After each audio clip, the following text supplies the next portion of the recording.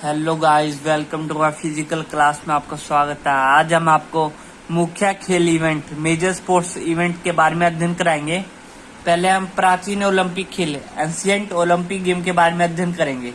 प्राचीन ओलंपिक खेलों की शुरुआत 1776 में कृषि ओलंपिक घाटी में हुई थी। सभी विद्वानों ने अपने अपने कथन दिए। कुछ विद्वानों का कथन है कि यूनान छोटे छोटे राज्यों में बटा हुआ था, जिन्हें सिटी स्टेट कहा जाता है। इन्हीं छोटे छोटे राज्यों के आपसी युद्धों के कारण ओलंपिक खेलों का जन्म हुआ। अब प्रतियोगिता के लिए नियम। जब प्राचीन ओलंपिक गेम हुए थे तो उस समय क्या क्या नियम हुए करते थे कंपटीशन के। जब 1776 में ओलंपिक खेलों का आयोजन हुआ था, तब खेल प्रतियोगिता में भाग लेने वाले प्रतियोगिताओं के लिए कुछ नियम बनाए गए। प्रतियोगिता के लिए जिनको कांसे की प्लेट पर खुदवा दिया गया। ये नियम निम्नलिखित थे। पहला, प्रतियोगी केवल यूनानी हो, पूर्ण रूप से हेलेनिक नस्ल का हो तथा शारीरिक रूप से सुयोग्य हो।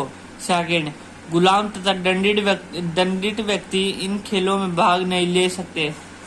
थर्ड, विवाहित स्त्रियों पर प्रतियोगिताओं में न केवल भाग लेने वाले की पाबंदी थी, बल्कि उन्हें खेल देखने की भी आज्ञा नहीं थी।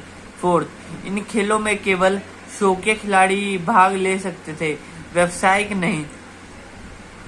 अब प्राचीन ओलंपिक खेल का जो उद्घाटन है उसके बारे में पढ़ेंगे। खेलों के उद्घाटन समारोह वाले दिन सभी खिलाड़ी प्रशिक्षण देने वाले भवन में एकत्रित होते थे। इस कार्यक्रम के अनुसार सभी खिलाड़ी एक एक करके मार्च पास्ट पोस्ट करते हुए खेल मैदान से बाहर आते थे। ठीक उसी समय उनका परिचय दर्शकों को दिया जाता था। समय के साथ साथ खेलों की संख्या में भी परिवर्तन होता गया। ठीक है, अब हम पढ़ेंगे पुरस्कार। उस समय कौन कौन से अवार्ड दिए जाते थे।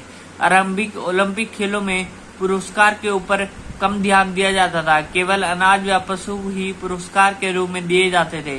इसके बाद जैतून की पत्तियों से बना हुआ हार विजेताओं को पहनाया जाने लगा। इस खेलों में पुरस्कार के विकल्प खिलाड़ियों को आदर सम्मान दिया जाता था। खिलाड़ी इन खेलों में पुरस्कार के लिए नहीं, बल्कि आदर व सम्मान प्राप्त करने के लिए भाग लेते थे। अब है आधुनिक ओलंपिक खेल, मॉडर्न ओलंपिक गेम के बारे में अध्ययन करेंगे। ओलंपिक खेलों को प्रारंभ करने का श्रेय फ्रांस के बैरन डी कोवर्टिन को जाता है। कोवर्टिन का जन्म पेरिस में 1 जनवरी 1863 को हुआ था। पुराने ओलंपिक खेलों को दोबारा शुरू करने की कल्पना कोवर्टिन की ही थी। इस उद्देश्य की प्राप्ति के लिए उसने सन 1893 में अनेक देशों की एक मीटिंग बुलाई। इसके बाद 16 जनवरी 1894 को पेरिस में 13 देशों को एक बैठक हुई, जिसमें 75 प्रतिनिधियों ने भाग लिया। इस बैठक की अध्यक्षता कोवर्टिन ने की। इसमें यह निर्णय लिया गया कि खेल प्रतियोगिताएं ग्रीक ओलंपिक खेलों की तरह ही प्रत्येक चौथे वर्ष होनी चाहिए तथा प्रत्येक देश को इस खेलों में भाग लेने के लिए बुलाया जाना चाहिए। काफी प्रयासों के बाद कोवर्टिन को प्रथम आधुनिक ओलंपिक खेलों को एथेंस में सन 1896 में शुरू करने में सफलता मिली। सन 1896 के एथेंस ओलंपिक खेलों में केवल 9 देशों ने भाग लिया। धीरे धीरे ओलंपिक खेलों में भाग लेने वाले देशों की संख्या में काफी वृद्धि होती गई और 1972 के म्यूनिक ओलंपिक खेलों में 122 देशों ने भाग लिया। 2 विश्व युद्ध के कारण 3 बार ओलंपिक खेल नहीं हो पाए। इसमें यह बता रहा है भाई, ओलंपिक गेम जो है ना प्रत्येक 4 वर्ष होते हैं। और जब शुरुआत में जब ओलंपिक गेम हुई थी 1896 में, तब उस समय हम पूरे वर्ल्ड में सिर्फ 9 देशों ने भाग लिया था। धीरे धीरे जो है ना संख्या बढ़ते गई देशों की उस ओलंपिक खेलने कंपटीशन में आने के लिए।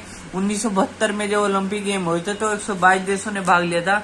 और जब 2 बार विश्व युद्ध हुआ, 114 से 18 और एक 1939 से 1945 तक, उन दो विश्व युद्ध के कारण जो है ना 3 बार ओलंपिक खेल नहीं हो पाए पूरे वर्ल्ड में। अब अंतर्राष्ट्रीय ओलंपिक समिति ओलंपिक खेलों को सुचारू रूप से आयोजित करने के लिए अंतर्राष्ट्रीय ओलंपिक समिति का गठन किया।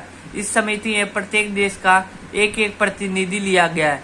इस समिति का कार्यालय स्विट्जरलैंड में है। इस समिति का एक अध्यक्ष, 2 उपाध्यक्ष है। यह समिति ओलंपिक खेलों का स्थान तथा समय आदि का निर्धारण करती है।